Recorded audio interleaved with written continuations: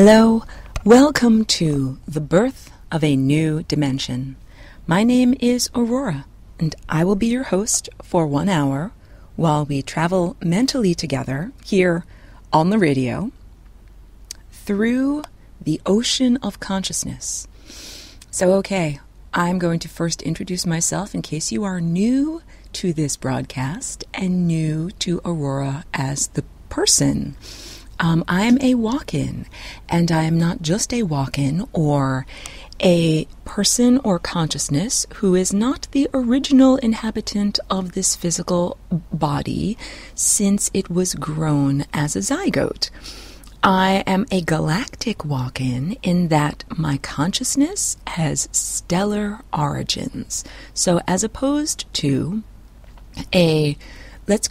let's define a soul as a consciousness between lifetimes. So I know that this is a lot to understand for some people who are starting from a standing stop. If you do not yet know about the afterlife, or if you don't believe in afterlife, or if you don't yet know that consciousness can exist independent of the human neurological structure as a carrier, then I'm here to tell you that yes, your consciousness can exist independent of the physical neurological system that contains it. So this is different than the scientific objective materialistic viewpoint that states that consciousness arises from the complexity of the system that holds it. And I am stating that consciousness exists independent of that complex system. One moment, please.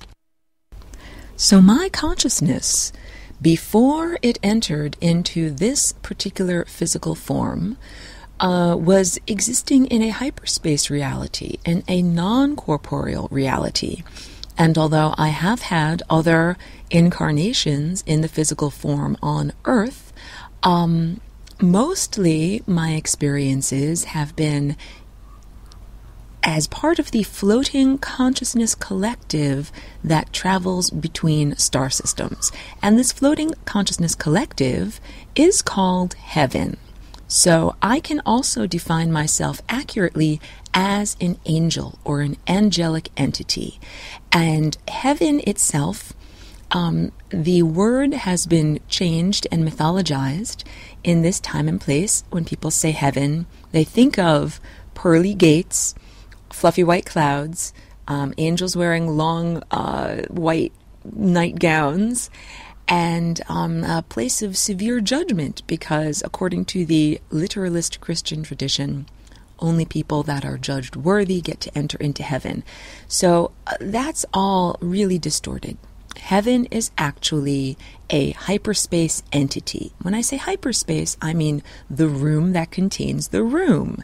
You're in a room right now. I'm not actually in a room. I'm actually outside on a beautiful sunny day, surrounded by redwood trees. These are like the ancient wisdom keepers and witnesses to everything that is going on underneath a beautiful blue sky.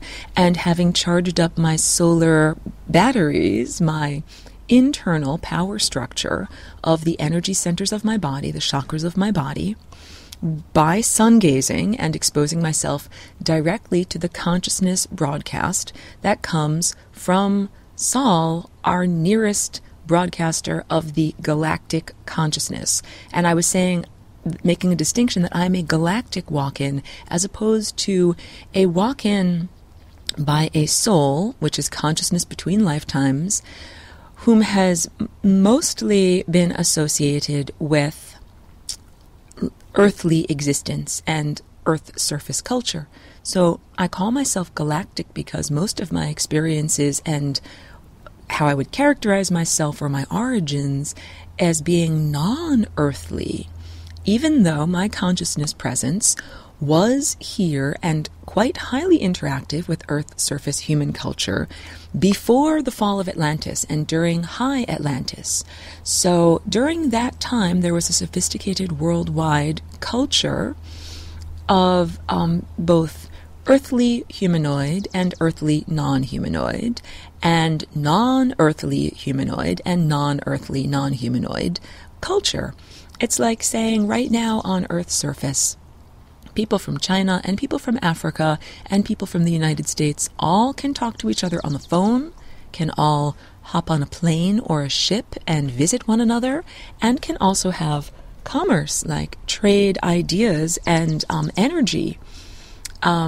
This is what it was like in High Atlantis before the degradation of the human genetic structure.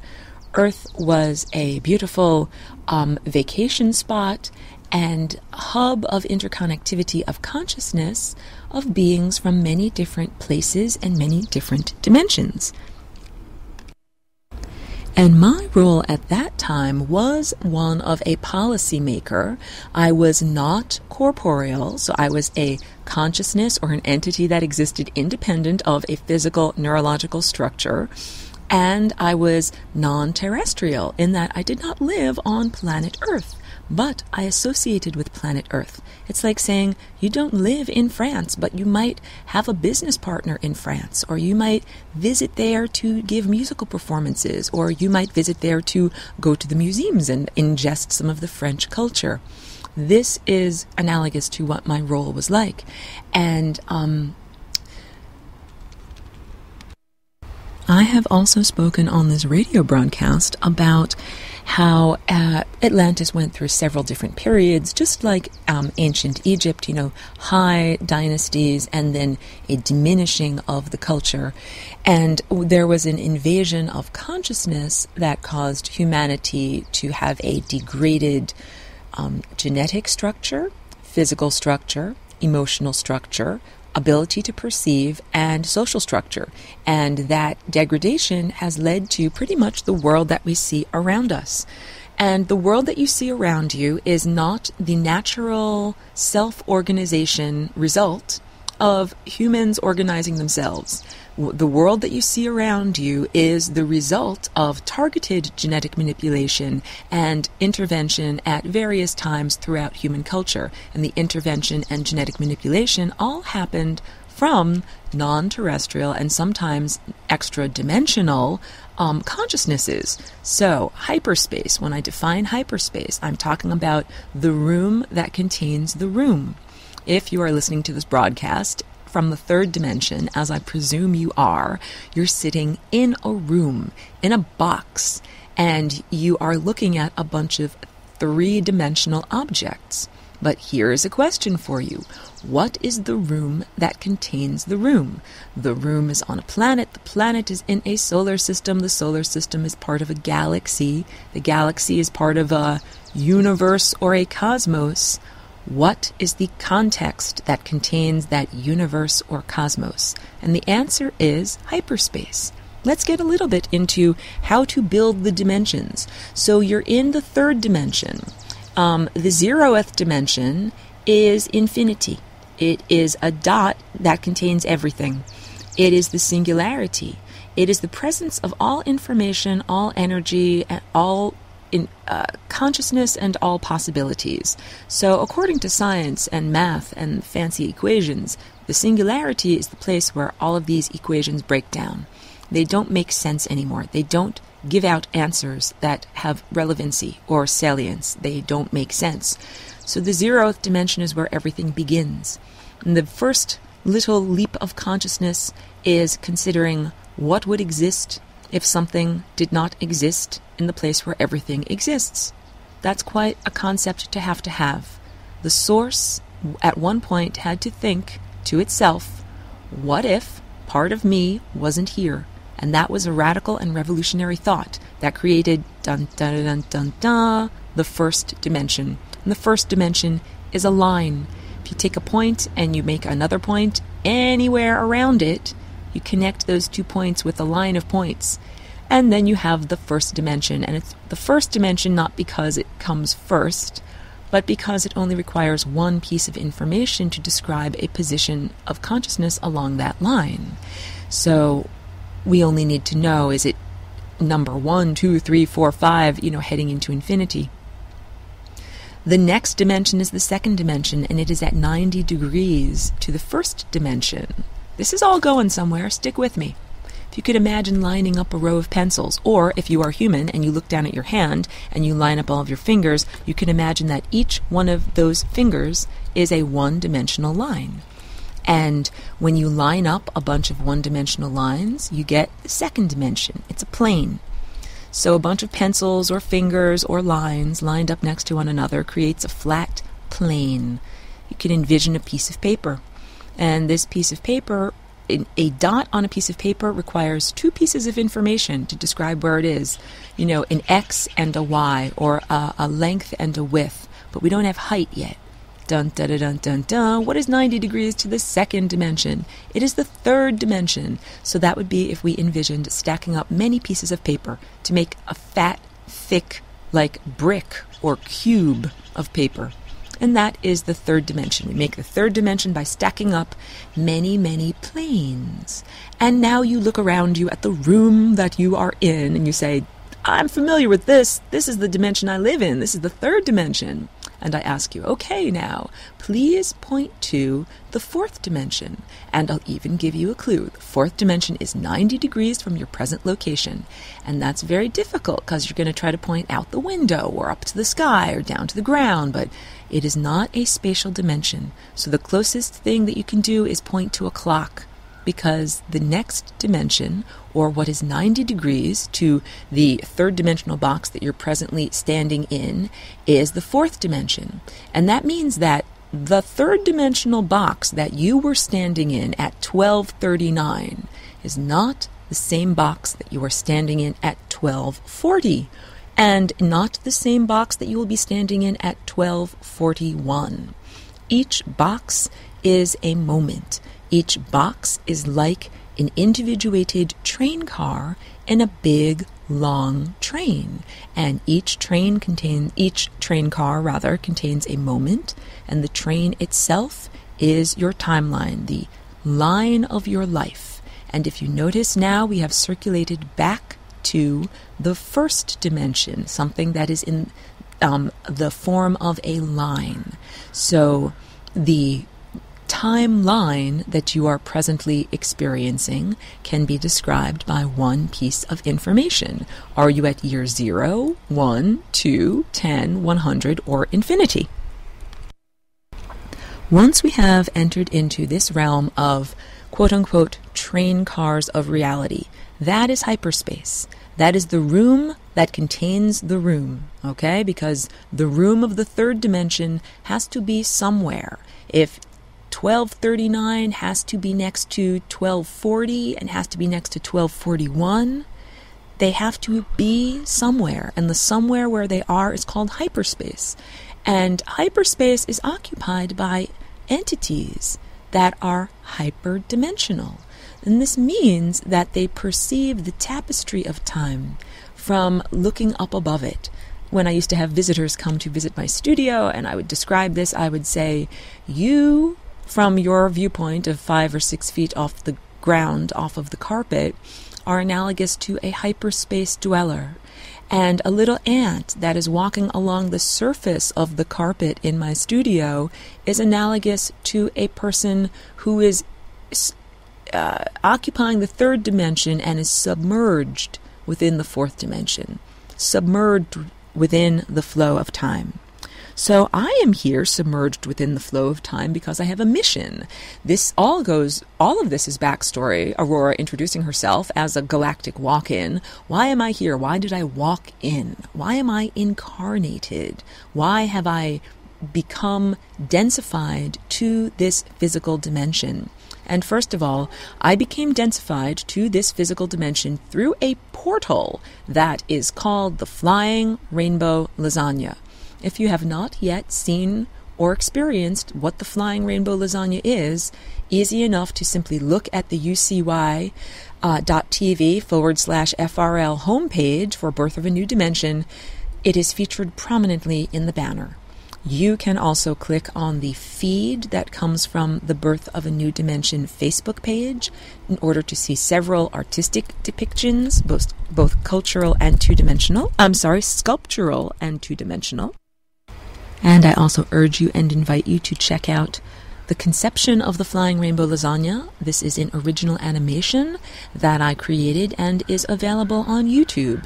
The conception of the Flying Rainbow Lasagna is a 5-minute original short animated film that was shown at the Bridges Film Fest. Bridges is a super cool international conference of math artists, and I fit in there somewhere.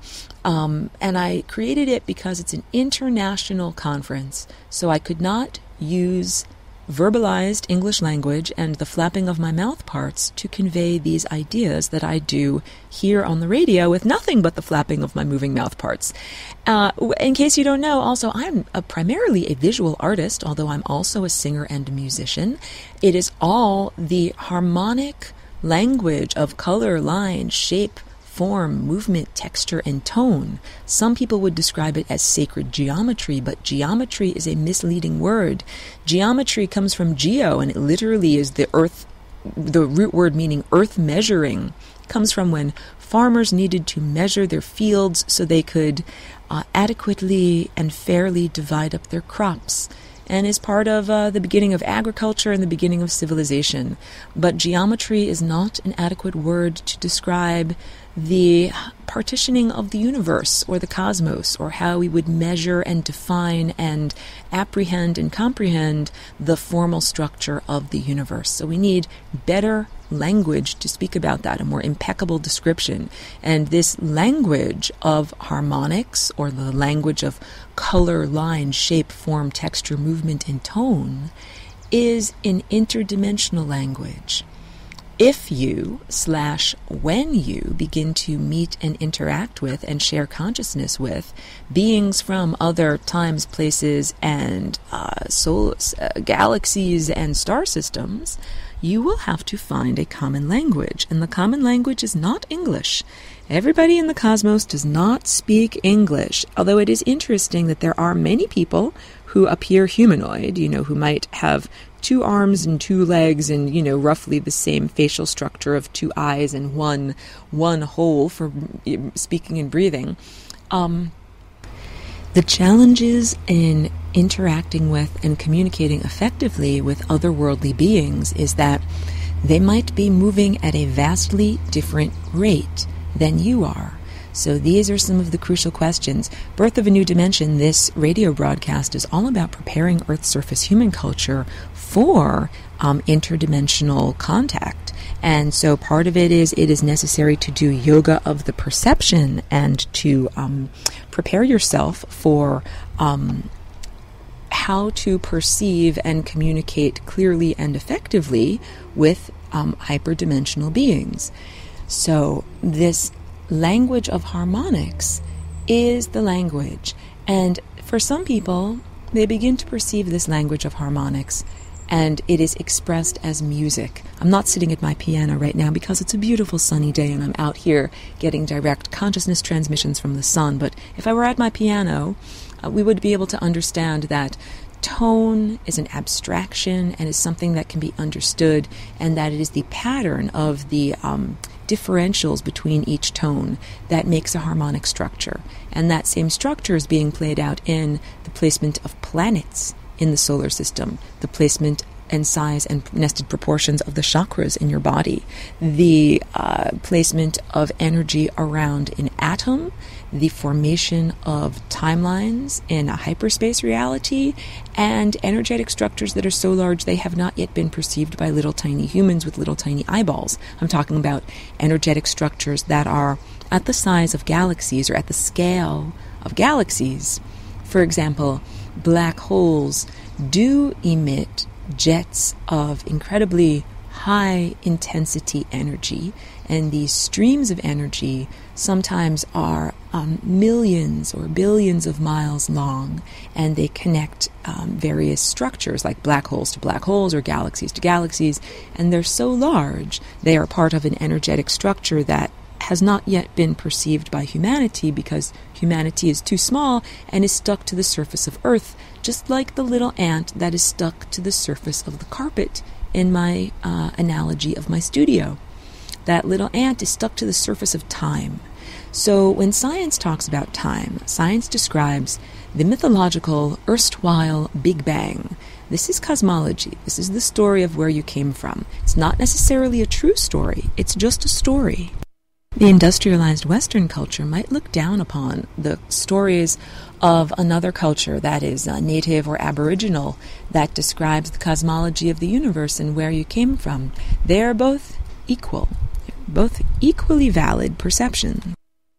And you will say, no, Aurora, I'm a scientific objective materialist and they are not equally valid perceptions because science has built a large apparatus and launched it into interstellar space in order to perceive cosmic rays, and science does calculations and proves with empirical evidence the cosmology that they believe in, as opposed to native wisdom or an aboriginal elder who has that wisdom from not building a telescope artificial apparatus. But I'll tell you two things. Native peoples, non-industrialized, non-Western cultures, have their own very sophisticated, quote-unquote, Hubble Space Telescope. It is analogous to the third eye, or the chakra of insight and perception that resides at the brow, and the crown chakra is also activated in connecting to the source. Shamans are like telescope operators of the ancient and aboriginal world. The shamans would look through their apparatus at the cosmos and learn from what they see and develop a story and then come back and share that information with the rest of, quote-unquote, the tribe. This is what scientists do in this time and place on Earth's surface. They have a very special apparatus that all of society has contributed towards the building and manifestation and functioning of that apparatus. And then scientists look through that apparatus and they share what they interpret and they share what they perceive with, quote-unquote, the rest of the tribe, which is a story called the Big Bang Theory. And in the Big Bang Theory, there once was a dot. That was the zeroth dimension. That was the singularity. That was the presence of all energy and consciousness and awareness and all possibilities and all probabilities and all forces and all particles. And one day it just expanded. And this is very similar to what I was teaching you with the idea of the first dimension, the creation of the first dimension. At one point, the presence of everything and the source of everything had to think, what would happen if I wasn't here, if a little piece of me was over there? It had to think over there. And in the thought process of thinking over there was created, and so was the integument, or the connecting line between over here and over there. So science describes this cosmology as an explosion of energy from the Big Bang outward, and that this is the emanation of time, that there is an ever-expanding time bubble, and that we as humans, and I hesitate to use that word, and I even started to think Earth's surface human culture, how can I describe the occupants of the time that science describes? But science would say that that is all of the time in the universe is on the surface of that bubble, and that is made of super stretchy infinity fabric and is infinitely expanding.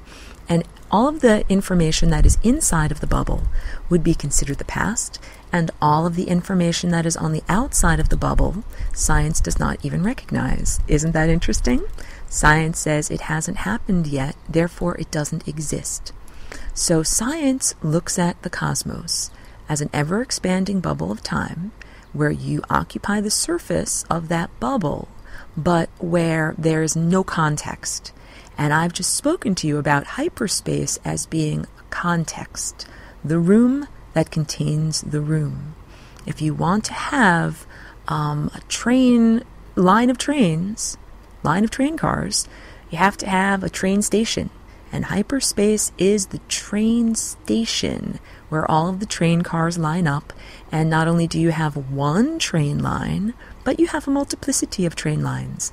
You have many parallel realities. So you can now envision either many parallel train tracks, or if you're human, put your hand together and look down at your hand and look at all of the fingers of your hand, and you could say that each finger is like a timeline or a parallel reality.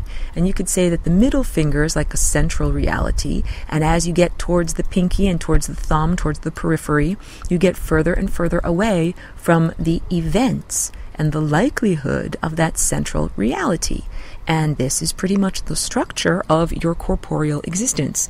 I always draw the time vortex, and you can refer to this image on the Birth of a New Dimension page, feed from Facebook page.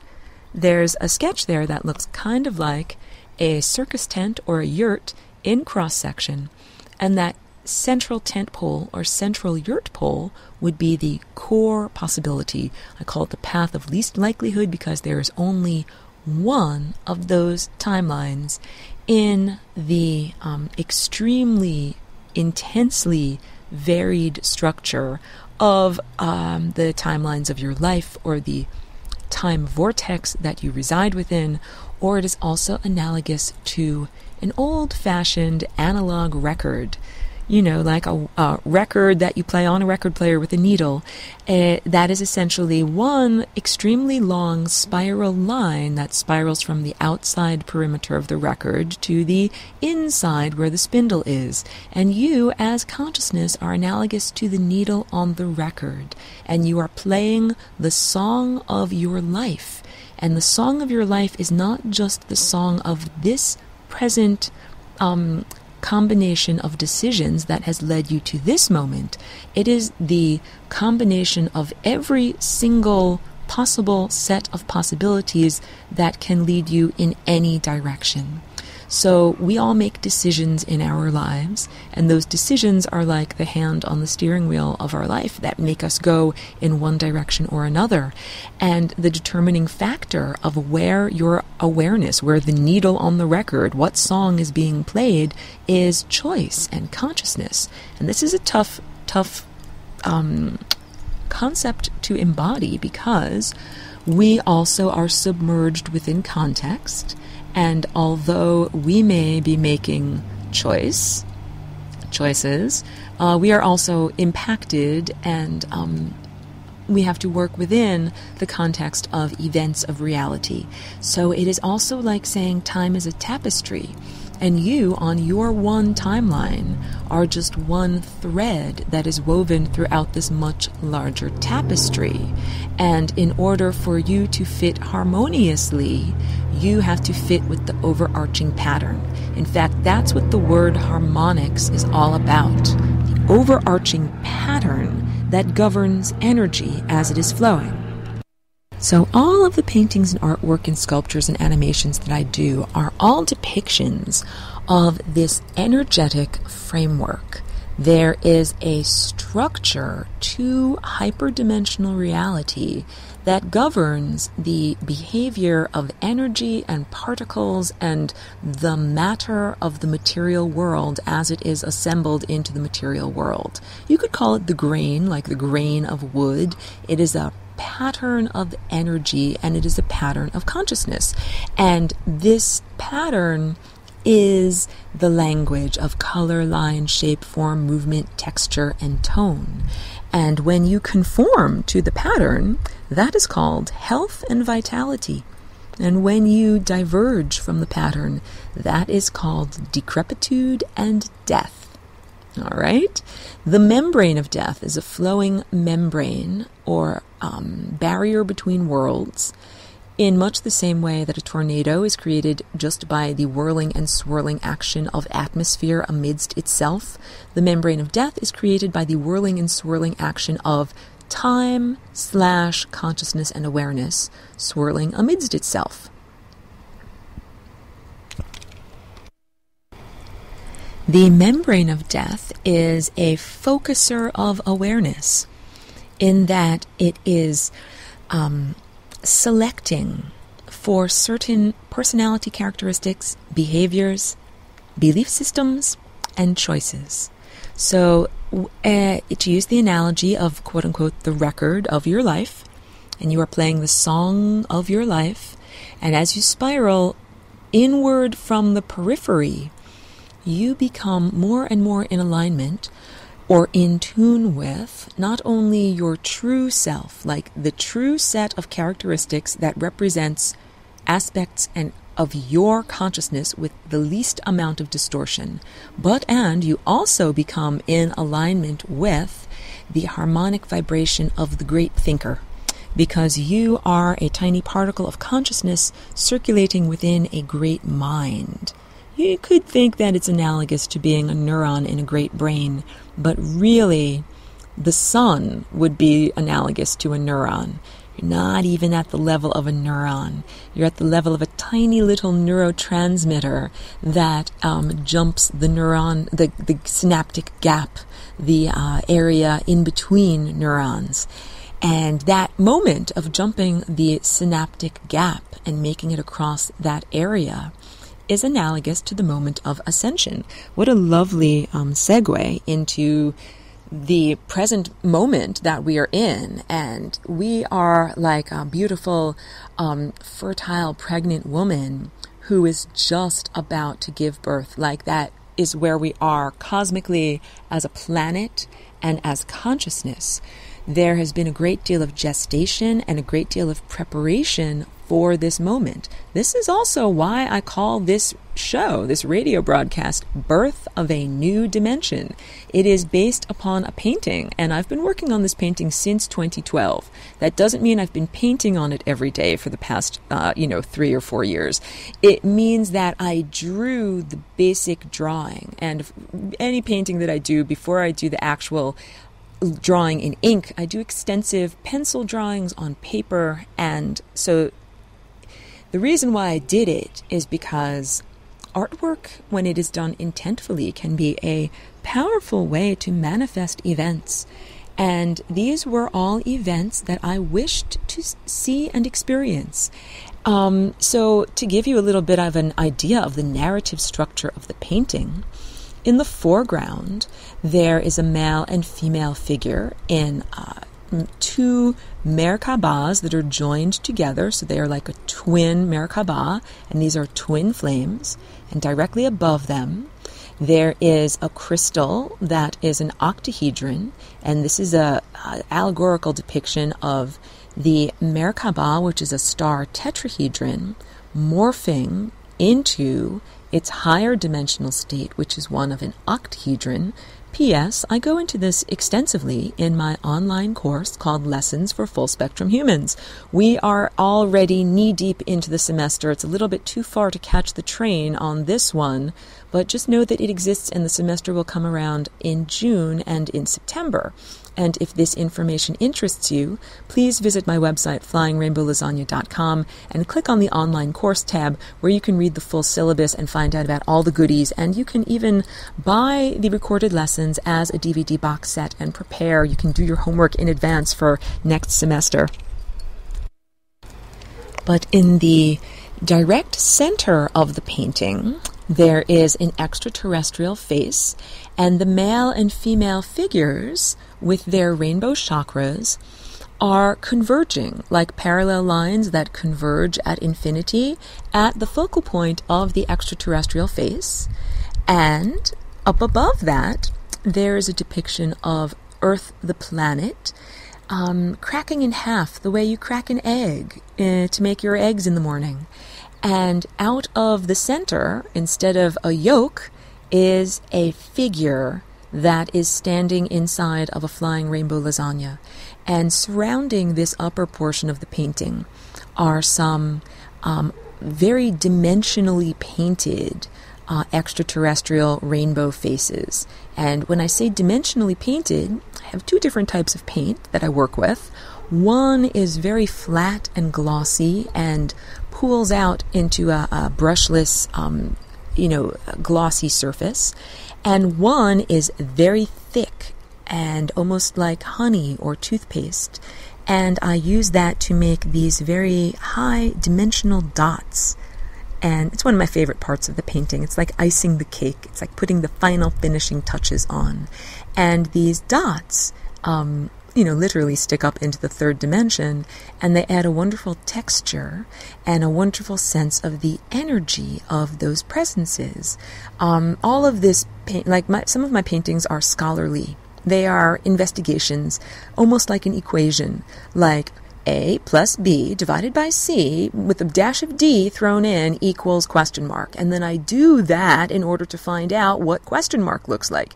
This is a different type of painting that I'm describing to you. Birth of a New Dimension is a narrative painting, and it is an emotional manifestation painting, and it is about these events. So the events are about myself and my twin flame uniting, myself and Christ consciousness uniting, the uniting of the divine feminine and divine masculine presences within in myself as an individual, and many couples and earth surface human cultural examples, and a connection or reconnection of extraterrestrial and extra-dimensional consciousness with consciousness on Earth, as Earth and her magnetic form, or, the magnetosphere, shifts and morphs into the shape of a flying rainbow lasagna, all right? As so too does my own personal energy field. So all of these events, of course, sound quite magnificent, and wouldn't we all like to be experiencing them immediately or before breakfast on next Tuesday? Like this... Literally, this painting came from a vision. When I introduce myself, I say I'm a galactic walk-in. I always say I'm a visionary artist because I literally paint from my inner vision. And so that means that I see these paintings as completed evidence, and it's almost like stealing them from the future. I see them, and then I have to translate them into the materials that I have at hand. So I saw these events and this world and this painting structure, and then I did the drawing for it in 2012. And I wanted the events to happen in 2012. I wanted an instantaneous shift on a planetary level into higher consciousness and extraterrestrial life to overtly contact Earth surface humans. Like, I had a lot of expectations. And I also had several other paintings that I did the line drawing for at the same time, because this is a lot of what my day is like, what my life is like. When there's energy for inspiration and for creating new projects, I really capitalize upon it. So I had the desire to begin at least 4 new paintings, and I did the drawings for them all at once. And that was high summer in 2012. And setting up the drawing process is like very active. It's very creative. The process of actually painting all of those lines that I have drawn and all the tiny little circles that I've drawn then takes months and months and months, and is highly meditative. And the act of actually creating the line drawing is like a dance. It's very athletic. Like, I move around a lot. I put on very active music. I'm very inspired. I usually am very inspired by the sunlight and get inspiration in the summertime. So this was from summer 2012, and I was inspired to do the drawing for 4 different paintings, one of which is Birth of a New Dimension that I was just describing to you. And I realized and recognized that I had to do the work and actually do the painting of the other 3 paintings. And so these are Merkaba Chakra 1 and Merkaba Chakra 2, and then Vessel. And those are abstractions. They are not depictions that include the anthropomorphic human form. And they were concomitant with doing lessons for full spectrum humans as a formal presentation and putting together several semesters worth of groups of people, because I had to learn that it was not just about these abstract concepts. It was about the synergy of people coming together and listening to these concepts and then sharing their own ideas and adding their own flavor to the broth. And I understood also that the events that I drew in the painting weren't ready to unfold. And sometimes I can be very goal-oriented, like, oh, this should happen on this day, let's make it happen. But as an artist, I have to respect the creative process. The creative process is very much like the act of lovemaking and or physical procreation and birth. It has its own logic, it has its own time scale, and it has its own inevitability. And it does not do very much to try to speed it up or slow it down. Like, no matter how much you say to a pregnant lady, like, get going on that, like, the baby is going to take 9 months in order to gestate. So the gestation process of this birth of a new dimension has taken years. It has taken a long time. It has been about preparing human consciousness, or Earth surface human consciousness, preparing humans for a change in social structure. Like, here is one huge telling example. When I first came into this body, it was 2001, and when I first started to really interact with human society on Earth, it was 2003. And at that time, it was immediately, this is just post 9/11, people were driving around with not one but 2 American flags waving on their cars. Everybody had yellow ribbons and said support the troops. People were buying extremely large, gas-inefficient cars called Hummers. This was a car that was made by General Motors before General Motors went out of business because they were building these hugely inefficient cars that weren't affordable to buy and run. But people thought, this is the end of the world. I need to buy a car that's built like a tank and guzzles tons of gas, all right? And people were also buying and building, quote-unquote, McMansions, extremely large, unwieldy, cumbersome houses with, these balloon mortgages. This is 2003. A mere 5 years later, those balloon mortgages would pop hideously, sending the real estate market into a tailspin, or quote-unquote correction, and negatively affecting Wall Street, negatively affecting the entire financial structure of the country, and even internationally it had repercussions. One moment, please. And of course, add to that, throw in a dash of political paranoia in terms of fear of terrorism and willingness to give up personal rights and privacy due to the Patriot Act. And you have a realm that is very, very different than a lot of the value system that I'm so happy to see growing and being cultivated here now. So now we have the tiny homes movement. People have decided in their retirement, or sometimes young people just starting out, just emerging in their 20s and establishing themselves, don't want to be saddled with huge, ungainly mortgage payments.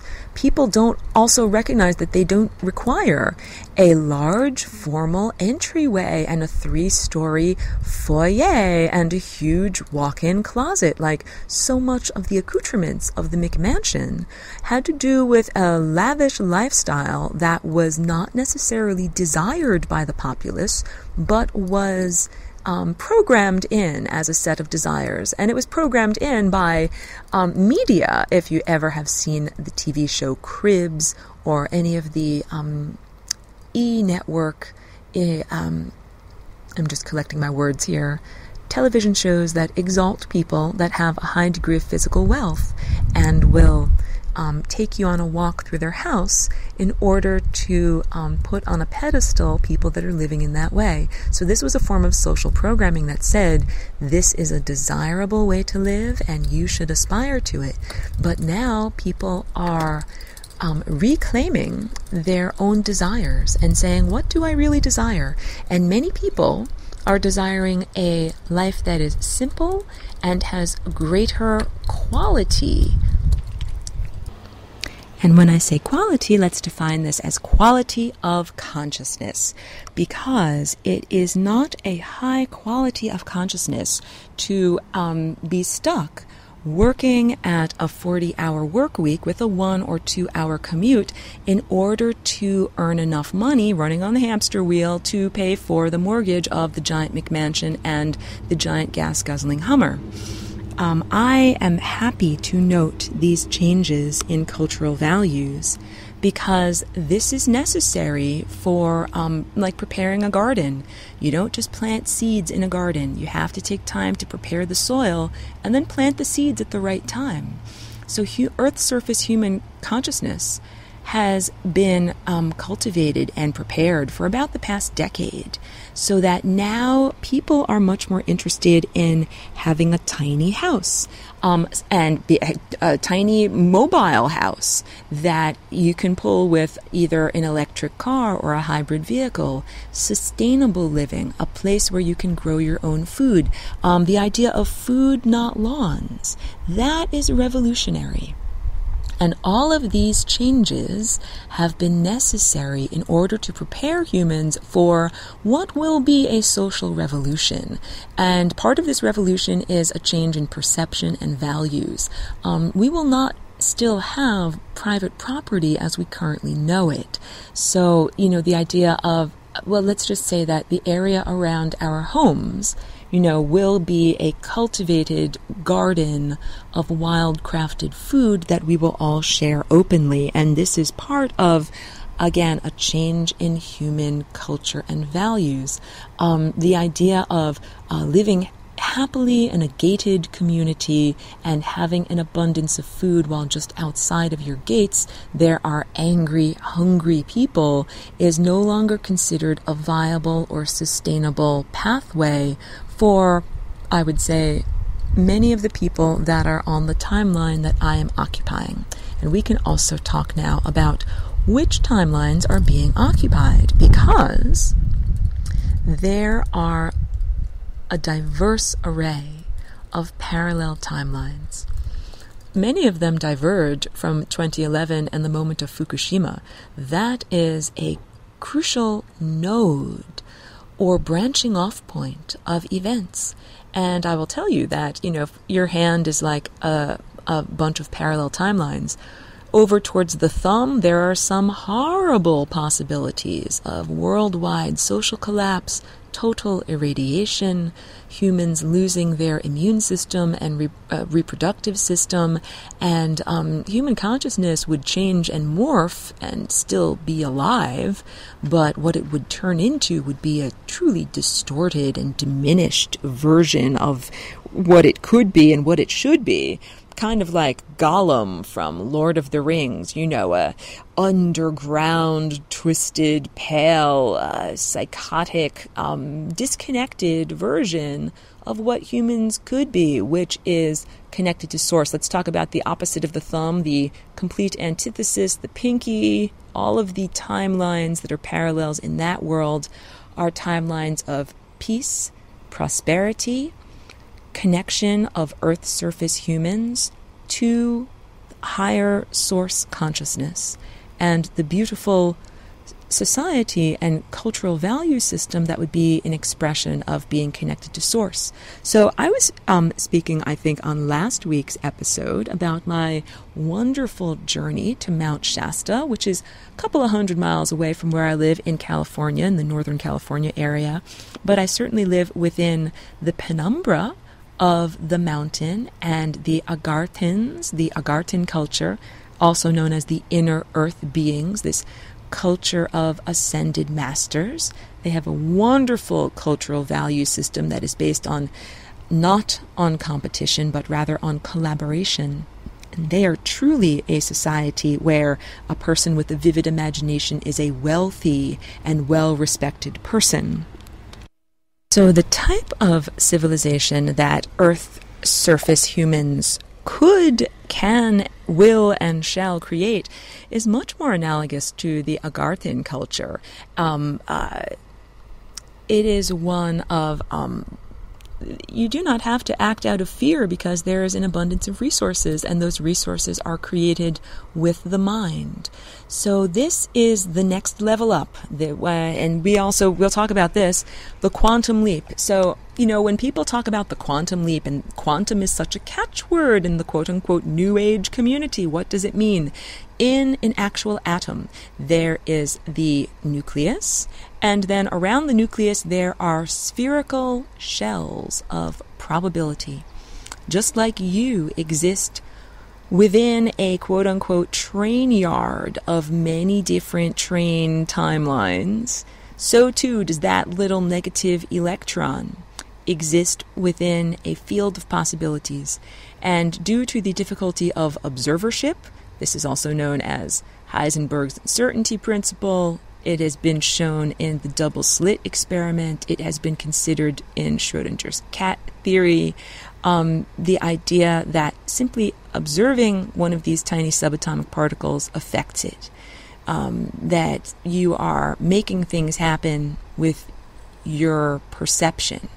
So this is a very crucial thing to understand, that objective materialists and science-minded people of the current time and place on Earth's surface do not necessarily respect the difficulty of observership, and what you are looking at and observing is fulfilling your wishes and behaving in the way that you wish it to expect. And when I was on the mountain visiting Mount Shasta, I had some wonderful experiences of incongruous events that shouldn't have been able to happen in reality, but it did happen in reality. And it happened because my mind manifested it. In one time, my window of my car was able to roll up, even though the keys weren't in the ignition. And so technically the car shouldn't have been working, but it did work because I believed that it was working because I thought that the keys were in the ignition.